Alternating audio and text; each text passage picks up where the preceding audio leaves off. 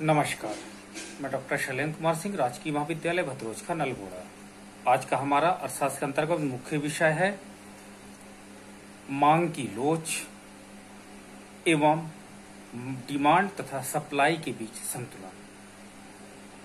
तो आइए हम प्रारंभ करते हैं।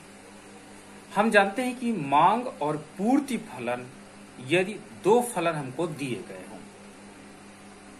और हमें यह भी प्रश्न पूछा जाए कि संतुलित मूल्य पर यानी प्राइस पर मांग की लोच कितनी होगी, साथ ही साथ ये भी पूछ लिया जा सकता है कि संतुलित मूल्य पर पूर्ति की लोच कितनी होगी। तो इस प्रश्न का आंसर किस प्रकार किया जाएगा। सबसे पहले यदि हमारे पास मांग फलन या पूर्ति फलन दिया हुआ हो तो दोनों फलनों को संतुलन की अवस्था में लाते हैं, दोनों को सेम वेरिएबल में कन्वर्ट करते हैं। यदि p के रूप में फंक्शन है तो p के रूप में कन्वर्ट कर लेते हैं, यदि x के रूप में पूरा फंक्शन है तो x के रूप में दोनों फंक्शन को रख लेते हैं। फिर हम जानते हैं संतुलन की स्थिति में डिमांड और सप्लाई दोनों बराबर होती है, D=S होता है, दोनों फलनों को वैल्यू पुट कर देते हैं। इसके बाद हमें संतुलित x का मान यानी उत्पादन का मान या हमें संतुलित मूल्य का मान प्राप्त हो जाएगा। संतुलित जो भी मूल्य प्राप्त हो उस p का मान आप एक बार डिमांड फंक्शन में अवश्य रखिए और इसके बाद इस मूल्य को एक बार सप्लाई फंक्शन में अवश्य रखिए। यदि डिमांड की वैल्यू सप्लाई की वैल्यू के इक्वल है तो मतलब आपके p का मान बिल्कुल करेक्ट है। दूसरी चीज, अब हमको इस संतुलित मूल्य पर मांग की लोच की गणना करनी है। तो इसके लिए सबसे पहले हम डिमांड फंक्शन को x फॉर्म में कन्वर्ट करेंगे। x फॉर्म का मतलब x=, यानी आपका डिपेंडेंट वेरिएबल x होगा, इंडिपेंडेंट वेरिएबल p होगा। इसका कारण यह होता है कि हमने एज्यूम ये किया है कि यदि किसी वस्तु के मूल्य में परिवर्तन होता है तो मात्रा में परिवर्तन होगा। अतः x हमारा बाईं तरफ रहेगा और p हमारा दाईं तरफ रहेगा। इस प्रकार हम फंक्शन को कन्वर्ट करेंगे। अब हमारे पास x बराबर करके कोई फंक्शन प्राप्त हो जाएगा।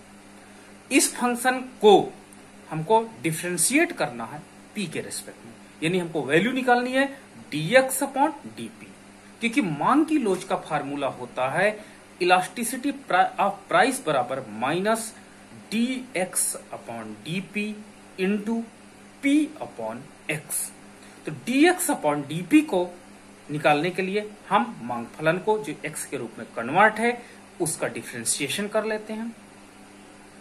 p का मान ऑलरेडी हम संतुलित मूल्य निकाल चुके हैं और x का मान ऑलरेडी हम संतुलित मात्रा निकाल चुके हैं। इन तीनों का मान जब हम रख देते हैं तो इसका सोल्यूशन निकालने पर हमें मांग की लोच की गणना हो जाएगी।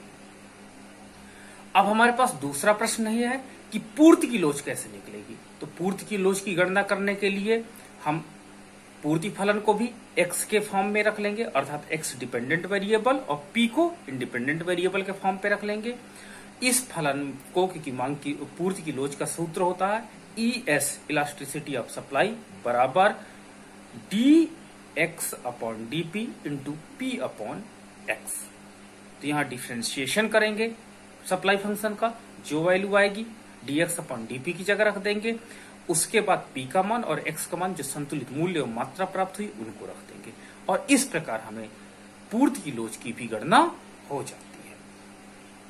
इस प्रकार एक प्रश्न द्वारा जब हमारे पास डिमांड फंक्शन और सप्लाई फंक्शन दोनों दिए हों तो उसके आधार पर संतुलित मूल्य एवं मात्रा किसी भी फर्म की निकल आएगी। उसके साथ ही साथ हमें वास्तव में एक प्रकार का कंज्यूमर इक्विलिब्रियम होता है। फर्म से हमें सप्लाई फंक्शन प्राप्त होता है, कंज्यूमर का डिमांड फंक्शन होता है। मार्केट मैकेनिज्म के द्वारा इक्विलिब्रियम पॉइंट हमें प्राप्त होता है। तो ये वास्तव में मार्केट इक्विलिब्रियम इसको हम कहें तो अलग बात नहीं होगी। दूसरी चीज क्या होती है, मार्केट इक्विलिब्रियम में हमें मार्केट इक्विलिब्रियम प्राइस p और x निकालेंगे और मांग की लोच की भी गणना इसके हेल्प से कर सकते हैं। आइए हम एग्जाम्पल के माध्यम से और भी सरल शब्दों में इसे समझें। हमारे पास मान लीजिए एक बाजार के मांग वक्र P बराबर 25 माइनस 2x तथा उसी बाजार का पूर्ति वक्र 4P equal to 10 plus x दिया हुआ है। हमको ज्ञात ये करना है कि संतुलित मूल्य क्या होगा इस कंडीशन में तथा कितनी मात्रा बेची या खरीदी जाएगी। साथ ही साथ इस मूल्य पर मांग की मूल्य लोच कितनी होगी और इसी मूल्य पर मांग की पूर्ति लोच कितनी होगी। यानी इन 4 प्रश्नों का आंसर हमें खोजना है। तो सबसे पहले हमें इक्विलिब्रियम प्राइस ज्ञात करने के लिए हम जानते हैं कि इक्विलिब्रियम में डिमांड और सप्लाई दोनों बराबर होते हैं। जब डिमांड और सप्लाई दोनों बराबर होते हैं तो मांग और पूर्ति फलन को एक वेरिएबल में कन्वर्ट कर लेते, चाहे पी फॉर्म पे चाहे एक्स फॉर्म पे।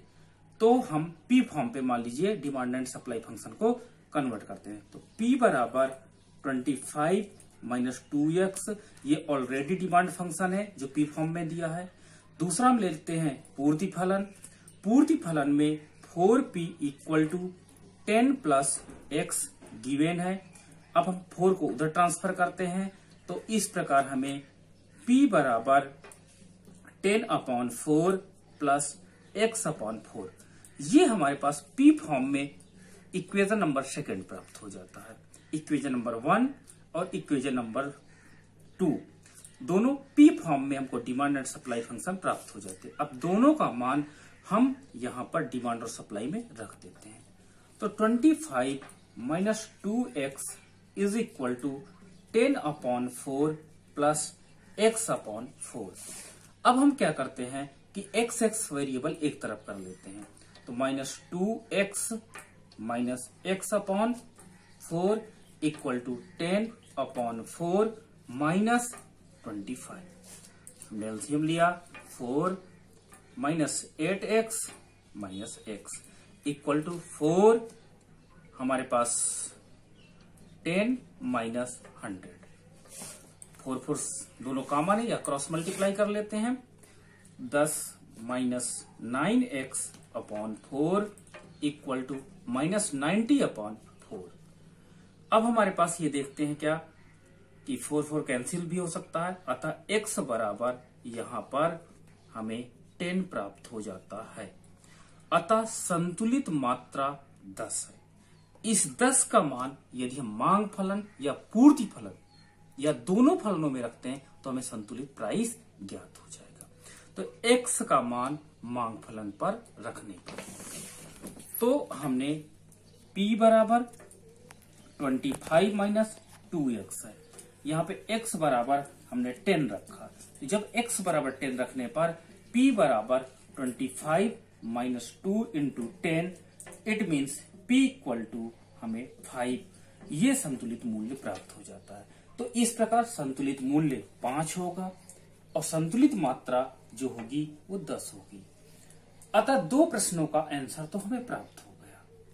अब हमें इस मूल्य पर यानी 5 मूल्य पर इलास्टिसिटी ऑफ प्राइस ज्ञात करनी है। तो इलास्टिसिटी ऑफ प्राइस ज्ञात करने के लिए हम क्या करते हैं, EP equal to minus dx/dp into p/x, ये मांग की मूल्य लोच का फार्मूला होता है। यदि मांग फलन समीकरण के रूप में है तो इस प्रकार इस फार्मूले के द्वारा हम निकालेंगे। अब हम मांग फलन को लेते हैं। मांग फलन को p बराबर 25 माइनस 2x है। अब हमको इसको x फॉर्म पे रखते हैं। तो x फॉर्म पे करने के लिए आपके पास 2x equal to 25 minus p, x बराबर 25/2 माइनस p/2, 2 उधर ट्रांसफर कर दी। इस प्रकार x फॉर्म में हमको मांग फलन मिल गया। अब इसको वास्तव में p के सापेक्ष डिफरेंशिएशन करते हैं। तो dx/dp बराबर हमारे पास ये कांस्टेंट है तो ये 0 हो जाएगा और यहां पर p की पावर 1 है, अतः इसका मान -1/2 आएगा। इस प्रकार हमें dx/dp का मान -1/2 मिल जाता है। p का मान ऑलरेडी हम निकाल चुके हैं जो 5 है, x का मान हम अभी निकाल चुके हैं जिसका मान 10 है। तो इस प्रकार तीनों वेरिएबल, 1 वेरिएबल, 2 और तीनों का मान हमको मिल जाता है। अगर इन तीनों का मान रख देंगे तो हमें ईपी का मान मिल जाएगा।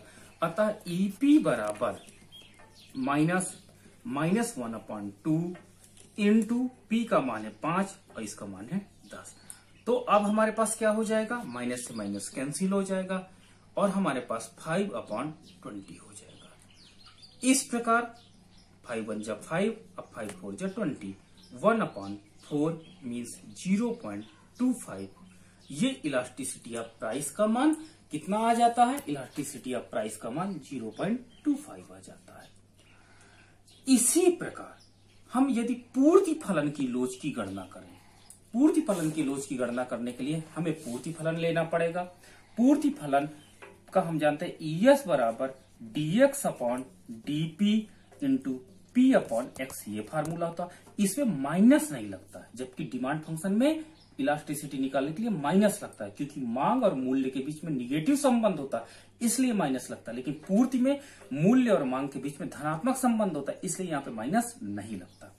अब पूर्ति फलन लेंगे। पूर्ति फलन हमारे पास 4p = 10 + x है। हम इसको x फॉर्म पे ले लेते हैं, तो x बराबर आपका हो जाएगा 4p - 10। ये देखिए हमारे पास किस फॉर्म पे हो गया, x फॉर्म पे, यानी x डिपेंडेंट है, p इंडिपेंडेंट वेरिएबल है, क्योंकि p में चेंज होगा तभी x में होगा, इसलिए इस फॉर्म पे रखते हैं। अब इसको हम डिफरेंशिएट करते हैं, तो dx/dp जब डिफरेंशिएशन करेंगे, क्योंकि p की पावर 1 है तो यहाँ पे 4 बचेगा, और ये कांस्टेंट है तो ये 0 हो जाएगा।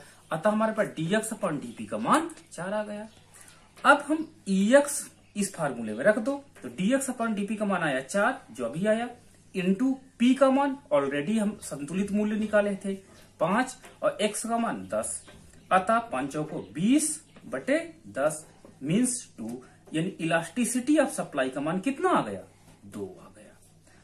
अतः देखिए मांग की मूल्य लोच 0.25 है, मांग पूर्ति की लोच 2 है। इस प्रकार हमारे पास मांग फलन से संतुलित मूल्य, संतुलित मात्रा की गणना कर लेते हैं और उसी मूल्य और मात्रा पर हम मांग की लोच और पूर्ति की लोच दोनों की गणना कर सकते हैं। धन्यवाद।